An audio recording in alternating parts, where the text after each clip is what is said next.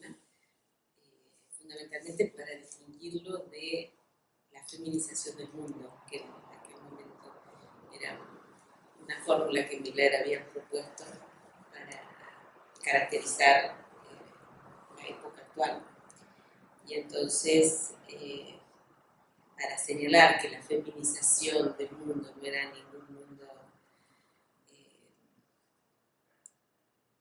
feliz, digamos, para decirlo de algún modo, yo había propuesto hacer una distinción entre esa fórmula y un mundo más femenino, que fundamentalmente la diferencia, si la puedo sintetizar para lo que nos interesa, está en el modo en que cada uno puede tratar esa ausencia y ese vacío central que lo femenino de alguna manera representa. Entonces, o hay un empuje a llenar eso, y estamos en una especie de feminización del mundo, o hay la posibilidad de soportar ese encuentro, hacer algo con eso y tratarlo de alguna manera, lo que implica un mundo en ese sentido más femenino. Sé que la relación que la época tiene con eso que no puede decirse y eso que no puede nombrarse de ningún modo. Hay épocas más tolerables, más tolerantes a eso, y hay épocas mucho más salvajes respecto de los modos de responder a eso.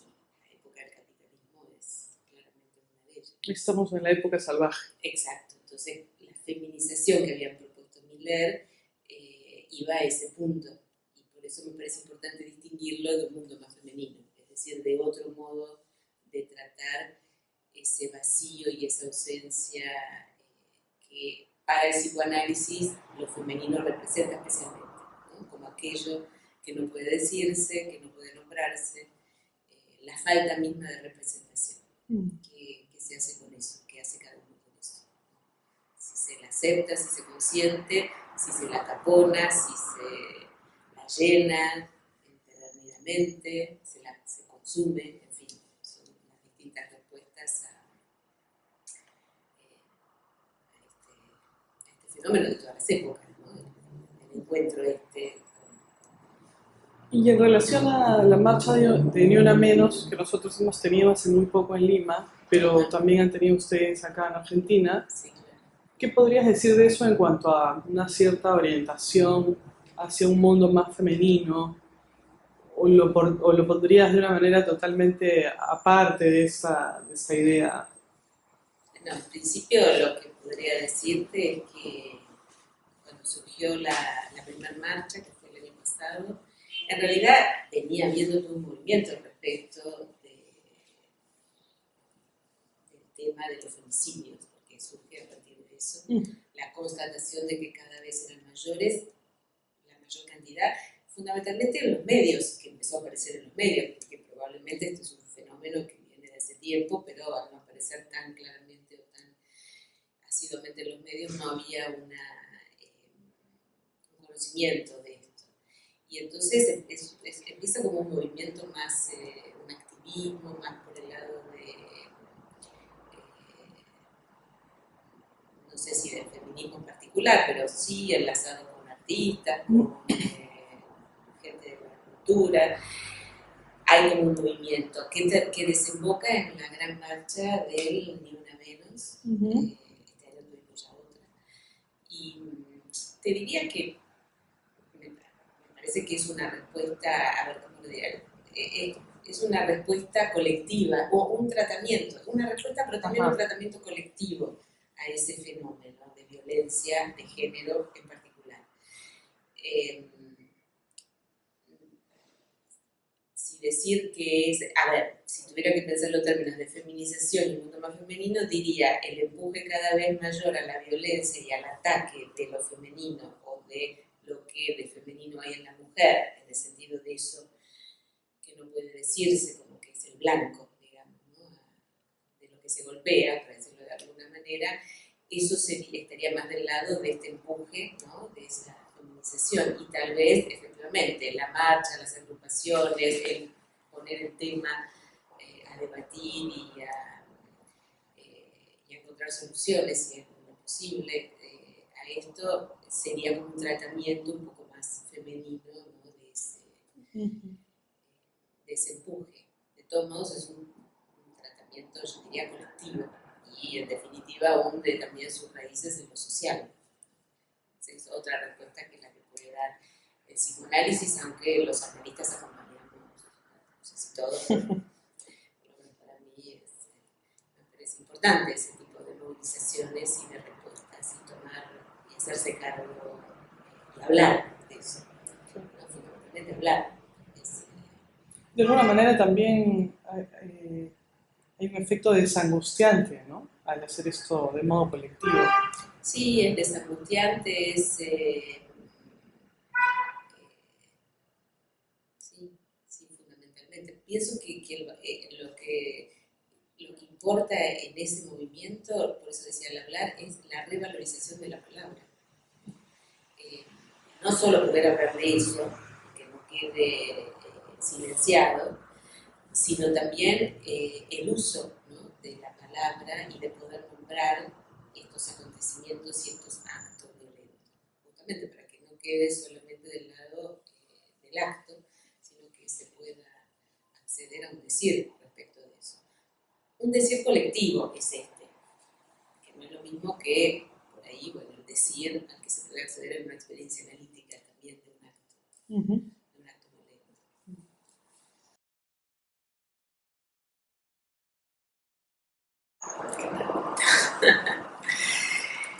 Si hay algo, dirías, estructural, de algún modo, sí, de algún modo, en las mujeres que lleven. Por ejemplo, te cuento un ejemplo muy particular. Me encontré con un taxista que me llevaba de un lado al otro y justo pasó una semana después de la marcha y me pregunta, ¿y usted qué opina de todo esto? Porque yo hace un mes me encuentro en el parque con un señor que estaba agarrando a patadas a su mujer y la estaba jalando los pelos. Me di la vuelta, paré y quise intervenir y la señora me empezó a pegar y me dijo que me vaya. Entonces, claro, él se quedó desconcertado absolutamente de qué y entonces, ¿por qué lo defiende? ¿Mm? Esa es la gran pregunta. Esa es la gran pregunta. Sí, parece que no se puede generalizar porque las razones por las que esta mujer no solo aceptaba y no se defendía, sino hasta a lo mejor gozaba de ello, son absolutamente singulares. Entonces, es difícil generalizarlo. Tu pregunta, de todos modos, apunta, me parece, a una cuestión más estructural, que efectivamente es el masoquismo femenino, que es una posición en la estructura. Y yo lo que te podría decir de eso es que, aclarando que esto depende para cada una, pero que efectivamente en las mujeres la relación a la castración hace que se pueda no tener miedo a perder, digámoslo así, porque de entrada no se lo tiene. Y hay entonces una especie de coraje femenino y de llegar hasta lugares desconocidos para una misma, en lo que una es capaz de entregar, de ceder y de dejarse, ¿no? Porque tiene una relación a esto. A esto quiere decir a la pérdida distinta que la que tiene el hombre. Además, en principio la castración de las mujeres pasa sobre todo por la pérdida del amor. Bueno, justamente, porque otra cosa no tienen para perder, porque eso ya está perdido. Y esto que decís es importante, porque entonces eso determina lo que Lacan ha trabajado como las dos modalidades del amor, la masculina y la femenina. Luego haciendo las diferencias en que efectivamente una mujer puede amar del lado masculino como un hombre, o un hombre puede amar del lado femenino como una mujer. Pero hay esas dos grandes formas de amar, en la que claramente la femenina se distingue por lo que Lacan llama la forma erotomaníaca del amor, que es un amor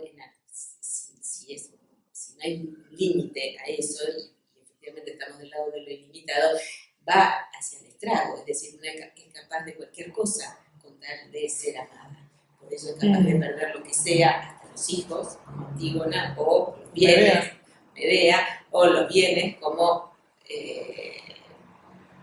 mujeres que se han desposeído de todo. En el fondo lo que hay es que no hay nada para perder. Por eso se quiere retener todo lo que se quiere retener del lado del amor. Y una es capaz de eso, cuando los hombres tienen otra posición al respecto. Ya de entrada, la forma de amor que plantea Lacan es el amor fetichista, es decir, un amor mucho más localizado, concentrado del lado masculino en un objeto. Mientras que del lado femenino no está concentrado, no es localizado, está por todas partes. Ese amor loco tiene que ver con eso. Y eso es solidario de una posición más, si querés, masoquista respecto del otro. Entonces una es capaz de... El amor loco. El amor loco y es tomada por entero por eso. Solo es la vía del estrago. Y también del lado del superyo, si querés, se podría conectar con este empuje a gozar también, sin límite.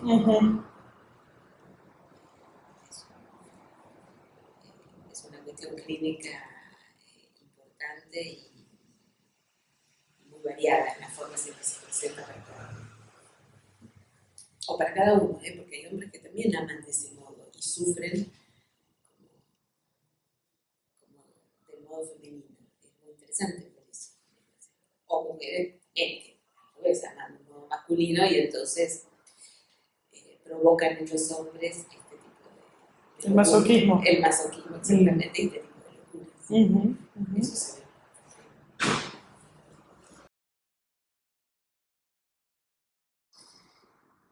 Eso lo veo más difícil de responder porque me parece que realmente habría que escuchar en cada caso la significación singular que tiene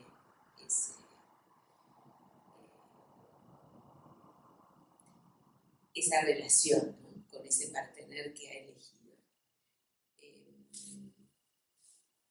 Hay la idea de lo que uno se pregunta, por lo menos en la clínica, ¿no?, por qué alguien soporta eso y no se va.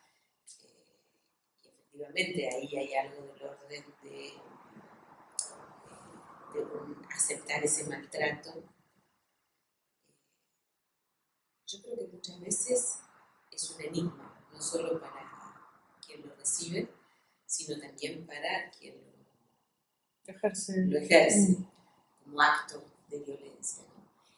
Y me parece que hay las significaciones singulares y personales de cada uno de los actores, digamos, de eso, pero también hay el lazo fantasmático o sintomático, si quiere, dependerá en cada caso, en el que eso ocurre, ¿no? Hay como una relación libidinal particular y probablemente en algún punto complementaria, ¿no? Por eso se puede sostener en el tiempo, durante mucho tiempo, un tipo de relación así. Lo que llama la atención es cuando eso ocurre sostenido en el tiempo y se acepta y se soporta, y cómo en determinado momento hay algo que hace un límite a eso. Se escucha, o porque eso ocurrió delante de alguno de los hijos y eso hizo de límite, o porque efectivamente alguien ha sabido o ha presenciado de eso y entonces esa presencia también puede funcionar de límite. Depende de cada caso, pero me parece porque es interesante preguntarse en qué momento alguien hace la denuncia, en qué momento una mujer va a hacer la denuncia, y por qué la hace en ese momento y no la hizo 3 años antes cuando eso comenzó, o 5, o un mes antes, no importa, la primera vez que eso ocurre. Eso es para constatar, ¿no es cierto? Pero me parece que es interesante precisar en cada caso qué es lo que lleva a decir, bueno, esto ya no. Y tal vez a partir de ahí poder reconocer por qué sí, por qué dijo sí, o por qué hubo un consentimiento a todo ese tiempo anterior. Pienso que eso debe estar anudado a la historia, a las marcas de cada uno de los sujetos que estén implicados. Pero me parece importante hacer hincapié que no solamente se trata de aquella que recibe el maltrato, en el caso de la violencia de género, más del lado de lo femenino, sino también aquel que realiza el acto violento, porque muchas veces uno escucha también que vienen y consultan porque no saben por qué les pasa eso. Es decir, que también hay un sufrimiento del lado de aquel que está implicado Del que maltrata. En el acto violento, exactamente, y no poder parar de eso. En los dos casos me parece que hay un eso más fuerte que yo. Es decir, yo no puedo parar de pegarle y ella no puede parar de recibir esto. Entonces hay por un lado la significación personal de cada uno, que habrá que indagar en cada caso, y por otro lado el vínculo, la relación libidinal, eso que se juega allí. Y en el caso de las mujeres, más allá del consentimiento, el punto de la culpa, es como para preguntarse también, ¿no? Eso no lo tengo claro qué podría ser, porque no me parece que sería generalizado. Ni estructural, no, mucho menos. No, mucho menos en la mujer.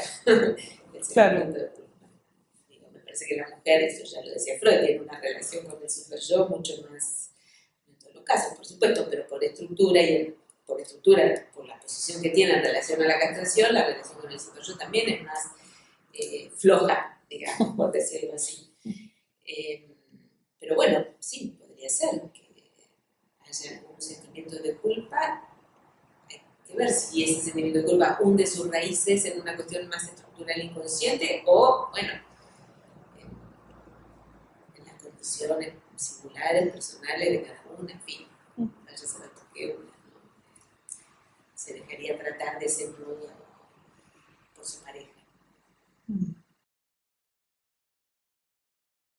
El piropo es un acoso callejero, Lima. Porque aquí estamos en el país, Argentina es un país donde los piropos es el país del piropo, me parece, porque no sé si el país, pero en Buenos Aires, no sé si a ti te ha pasado, pero es muy frecuente, en muchos sitios, en todos los lugares y especialmente en algunos, ¿no? Es típico, pasas por una obra de construcción que está llena de obreros. En Lima es igual.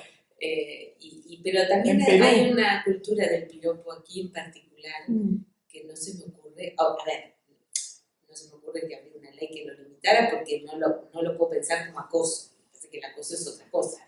Por supuesto, me parece que el piropo es una cosa y el acoso es otra. De acuerdo. Que podría ser que algo que empieza siendo un piropo termine siendo un acoso, puede ser, habrá que verlo. Pero en principio diría, una cosa es el piropo que le puede dirigir una mujer o una mujer, un hombre. No sé, pero aquí también las mujeres le dicen piropos a los hombres. Y otra cosa es el acoso. Justamente pues, la pregunta pasa también por ese malentendido que estamos teniendo entre cuál es el límite entre, ¿no? ¿Dónde termina un piropo para empezar a hacer un acoso?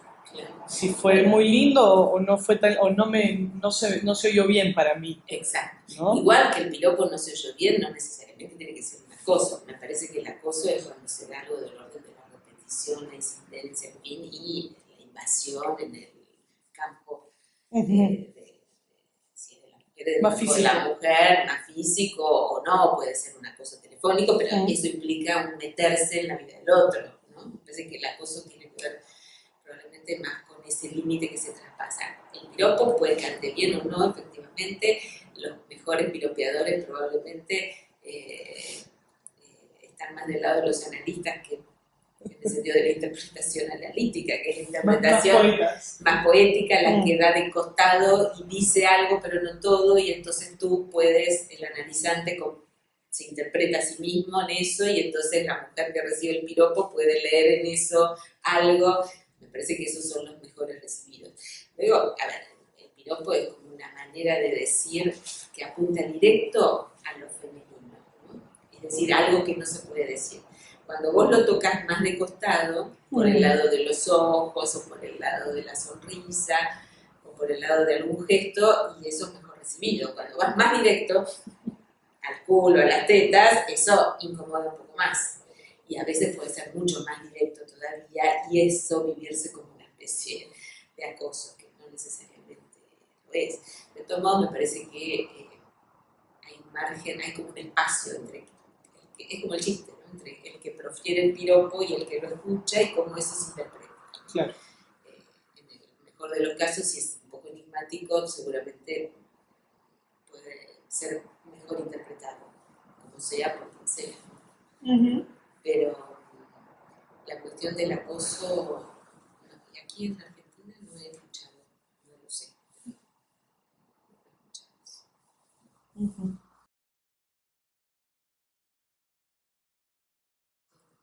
Amar es dar lo que no se tiene, digamos, Ujú. que alguien que ama puede estar en una posición de falta, sería eso, entonces soporta mejor, si te sigo, es alguien que puede soportar bien o mejor la castración, y entonces está en ese sentido en una posición más femenina.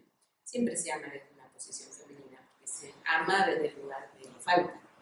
Entonces, efectivamente, hombres y mujeres en posición de amantes, ¿no? Tienen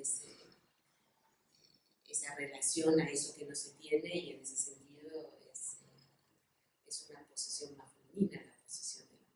O sea que un mundo más femenino es un mundo más amoroso, Es un mundo más, sí, más amable. más amable. Más amable. Es volver esa falta, ese no hay, eso imposible de decir, ese vacío, digamos, más soportable. No solo más soportable, sino que exista, ¿no? Contar con él. Yo, cuando trabajamos en Lima el tema, tomaba algo del seminario 19, donde Lacan decía que la inexistencia no es la nada, que la inexistencia es la existencia de un vacío. Entonces, un mundo más femenino es un mundo que puede contar con el vacío. Ujú. Y con el modo en que cada uno trata eso y se las arregla con eso, pero cuenta con el vacío. El vacío está en más, ¿no? Y amar es un poco eso, es amar desde esa posición de hacer existir un vacío. Entonces, por eso también es más femenino. Y efectivamente, un mundo más femenino es un mundo más amable, es un mundo que cuenta más con las palabras. Las mujeres lo sabemos que necesitamos las palabras de amor. Y cuenta más con la palabra y con la palabra de amor en el sentido de lo que implica el valor de la palabra misma, más allá de las palabras. Ujú. ¿No? Eso hace a un mundo más femenino. Entonces seguimos trabajando para un mundo más femenino. Así esperemos, porque estas épocas son difíciles. Gracias, Silvia. Bueno, Hasta otra oportunidad acá en saludos Buenos a Aires. los colegas, A los lilas. a los lilas,